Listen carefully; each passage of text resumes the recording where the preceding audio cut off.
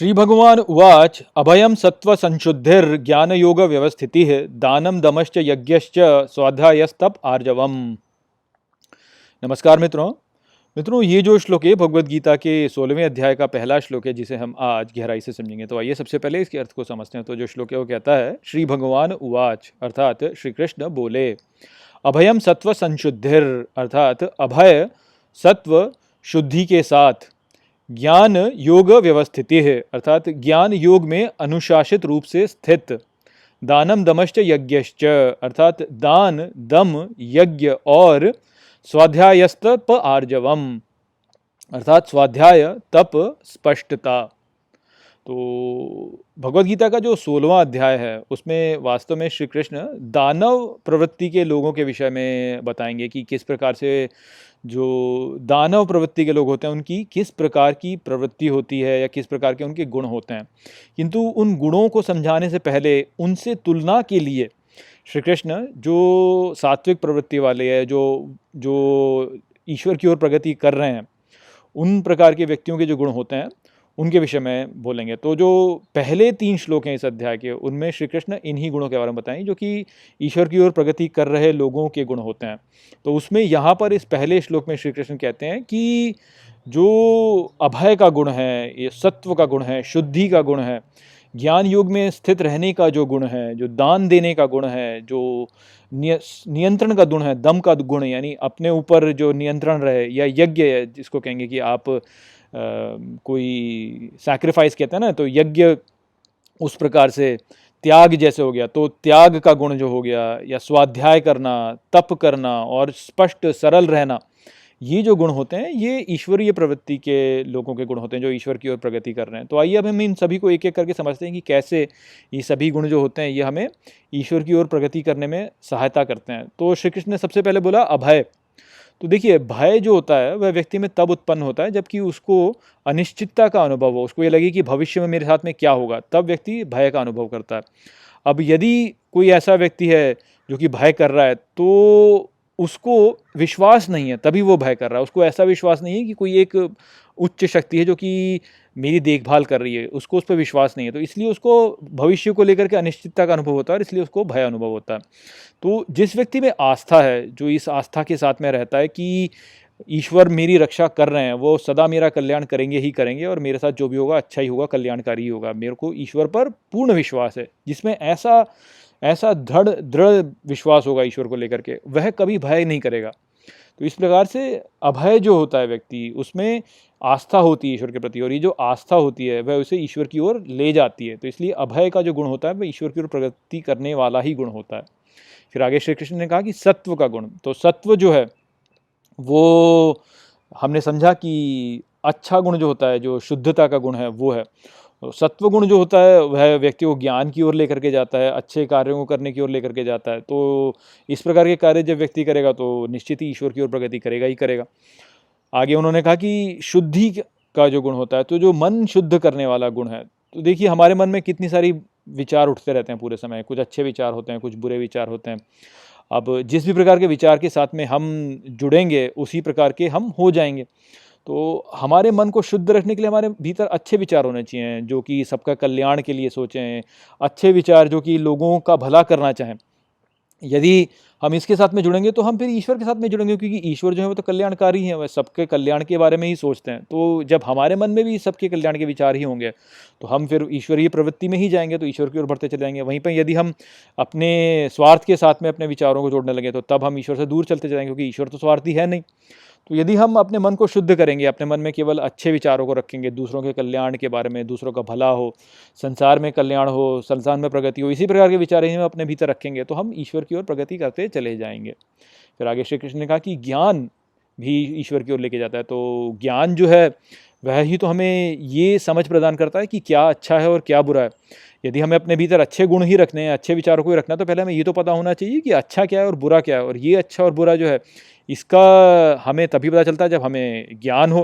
तो इसलिए ज्ञान बहुत ही अनिवार्य है हमारे लिए कि हम ईश्वर की ओर प्रगति करें। तो इसलिए श्री कृष्ण ने बोला कि ज्ञान भी एक लक्षण है ईश्वर की ओर प्रगति करने वाला। फिर आगे श्री कृष्ण ने बोला दान देना। अब दान हम जब देते हैं तो दान देना क्या होता है? दान देना वास्तव में एक प्रकार से ईश्वर की सेवा है। एक प्रकार से क्या, ईश्वर की सेवा ही है वास्तव में। तो दान देना ईश्वर की सेवा है, और जब हम ईश्वर की सेवा करते हैं तो हम ईश्वर को प्रसन्न करते हैं।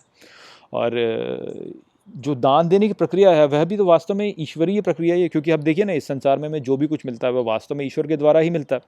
तो ईश्वर ने सब कुछ हमें दान ही तो दिया है, दान ही में दिया हुआ है ये सब कुछ। तो जब हम दान देते हैं तो हम भी वास्तव में उस ईश्वरीय प्रवृत्ति को ही प्राप्त करते हैं। तो इस प्रकार से हम भी ईश्वर की ओर प्रगति करते चले जाते हैं, क्योंकि हमारा जो कर्म होता है वो जैसा ईश्वर का कर्म है उसी प्रकार का कर्म हो जाता है। तो इसलिए दान भी हमें ईश्वर की ओर ही लेके जाता है। फिर आगे श्री कृष्ण ने कहा दम।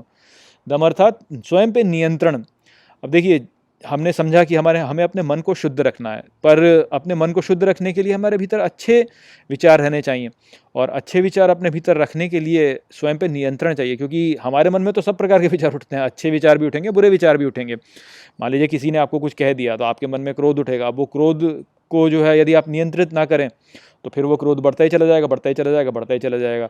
यदि आप के मन में लालच उठ रहा है तो वो लालच जो है उस पर यदि आप नियंत्रण ना करें तो आपका लालच बढ़ता ही चला जाएगा, बढ़ता ही चला जाएगा, बढ़ता ही चला जाएगा। तो इसलिए स्वयं पर नियंत्रण बहुत ही महत्वपूर्ण होता है कि हम अच्छे विचारों को रखें और बुरे विचारों को हम लोग निकालते चले जाएं हमारे मन में से, धीरे धीरे धीरे धीरे धीरे धीरे निकालते चले जाएं। तो वह स्वयं पर नियंत्रण के द्वारा ही हम इस प्रकार से कर सकते हैं। इसलिए स्वयं पर नियंत्रण जो होता है वह भी एक गुण है जो हमें श्री कृष्ण की ओर लेकर के जाता है, हमें ईश्वर की ओर प्रगति करने में सहायता करता है। फिर श्री कृष्ण ने कहा यज्ञ। अब यज्ञ जो होता है वह वास्तव में आप कहेंगे कि यज्ञ ऐसा नहीं कि आप केवल अग्नि में जो है कुछ आहुति दे रहे हैं। आहुति जो है सारे जीवन में दी जाती है। सभी जो कार्य हम करते हैं उसमें हम त्याग करें, अपने कर्म के फल का त्याग कर दें और बोलें कि ये जितना भी कार्य मैंने किया ये सभी कुछ मैंने ईश्वर के लिए किया।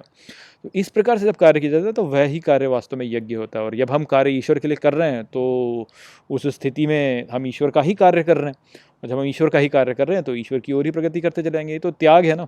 यज्ञ एक प्रकार से देखा जाए तो स्वयं फल का हमने त्याग कर दिया, हम फल स्वयं के लिए नहीं ले रहे हैं। तो वो जो त्याग है वह हमें ईश्वर की ओर ही लेकर के जाता है, क्योंकि हमारा फिर एक निस्वार्थ कार्य हो जाता है। कार्य सारा ईश्वर के लिए होता है, और ईश्वर के लिए कार्य करेंगे तो ईश्वर यही बनते चले जाएंगे। तो इसलिए ईश्वर की ओर प्रगति करते हैं। फिर श्री कृष्ण ने बोला स्वाध्याय। तो स्वाध्याय आप देखिए कि हमें स्वयं के जो हमारे कार्य हैं, जिस प्रकार से हम कर रहे हैं, हमारे मन में हम जिस प्रकार के विचार उठ रहे हैं, उनके प्रति हमें एक विचार रखना चाहिए कि भाई मैं सही विचार रख भी रहा हूँ कि नहीं रख रहा हूँ, क्या जो विचार मैं सोच रहा हूँ वह उचित हैं भी कि नहीं है। तो इसलिए स्वयं का अध्ययन सदा करते रहना चाहिए कि भाई मेरे जो कार्य हैं, मेरी जो प्रक्रिया है, जिस प्रकार से मैं कर रहा हूँ, क्या वो उचित है कि नहीं है, और ये कैसे उचित है या उचित नहीं है, इसको जानने के लिए हमें ग्रंथों का अध्ययन करना पड़ेगा। ये ग्रंथों में जो हमारे पूर्वजों ने बोला है कि क्या उचित कार्य होता है, क्या अनुचित कार्य होता है, तो वह ज्ञान हमें तभी होता है जब हम ग्रंथों का अध्ययन करेंगे। तो इसलिए ग्रंथों का अध्ययन करना, उसमें जो बोला गया है कि किस प्रकार से हमारा आचरण होना चाहिए उसको देखना, और फिर स्वयं के आचरण का मूल्यांकन करना उसके द्वारा कि क्या मैं उसी अनुसार आचरण कर रहा हूँ कि नहीं कर रहा हूँ। यह ही स्वाध्याय है। और ये स्वाध्याय बहुत ही महत्वपूर्ण होता है, क्योंकि इसके द्वारा ही धीरे धीरे धीरे धीरे हम प्रगति करते हैं और स्वयं को ईश्वरीय प्रवृत्ति की ओर लेकर के जाते हैं। जब हम ये जान पाते हैं कि क्या मैं उचित कर रहा हूँ, क्या मैं उचित नहीं कर रहा हूँ, और जो हमारे पूर्वजों ने बताया है, क्योंकि उन्होंने तो जीवन देखा, उन्होंने ज्ञान प्राप्त किया, उन्होंने अपना पूरा जीवन जिया, तो उनको पता है कि किस प्रकार से क्या होता है। तो हम जब उनके उन विचारों को देख करके और उनसे समझ करके जब हम अपने कार्यकलापों को मूल्यांकन करते हैं और फिर अपने कार्यकलापों को उसी अनुसार करते हैं, ग्रंथों के अनुसार करते हैं, तभी तो हम ईश्वर की ओर प्रगति करते जाएंगे। तो इसलिए स्वाध्याय बहुत ही महत्वपूर्ण होता है। फिर श्री कृष्ण आगे कहते हैं कि तप। तो कुछ भी कार्य जब हम करते हैं तो तप तो है ही, प्रयास तो लगता ही है। अब यदि हम कुछ भी प्रयास ना करें और ऐसे ही करते जाएं तो फिर तो हम अपनी प्रवृत्तियों के अनुसार ही काम करते चले जाएंगे। क्रोध आ रहा है तो क्रोध ही कर लिया, या लालच उठ रहा है तो लालच ही कर लिया, जो भी करना है कर लिया, बस ऐसे ही कर लिया। मीठा खाने का मन किया तो खा गए, है ना। कुछ भी कहीं तेज गाड़ी चलाने का मन किया तो चला दी गाड़ी। तो स्वयं पे नियंत्रण करने के लिए एक आपको प्रयास करना पड़ता है, तभी आप नियंत्रण कर सकते हैं। तो वो जो स्वयं पे नियंत्रण है वह तप के द्वारा ही तो प्राप्त करोगे। आप जब धीरे धीरे तप करोगे तभी आप स्वयं पे नियंत्रण पा सकोगे, और तभी आप अपने कार्यों को जो है उचित ढंग से कर सकोगे कि आपको स्वयं पे नियंत्रण है।